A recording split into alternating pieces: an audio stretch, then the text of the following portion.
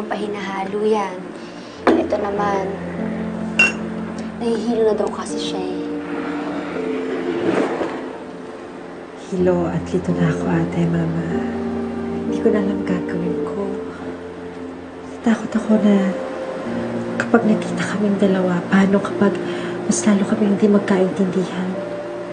Paano kapag lalo kaming magkasakitan na hindi namin patawad ang isa't isa? Parang ang hirap doon kapag nakita kami, mas mahirapan kami makapag-move on. Pero baka naman pwede. Siguro pwede kapag nakita kami, mas maintindihan namin yung isa't isa, diba? O kapag nakita kami, mas maganda yung may closure.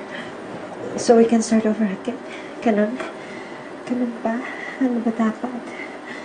Alam mo ang stand ko dyan, huwag na. Kasi, pares pa kayong galit sa isa't isa eh.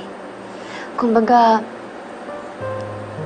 yung uling meron pang baga na posible pang magkaroon ng apoy.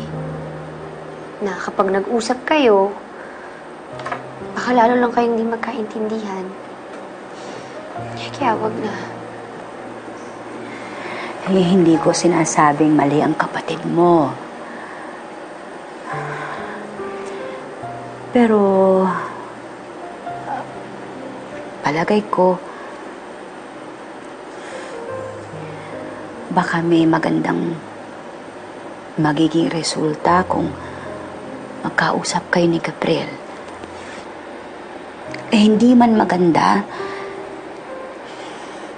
kahit papaano, nasabi mo yung gusto mong sabihin. Nakapagpaalam ka ng maayos.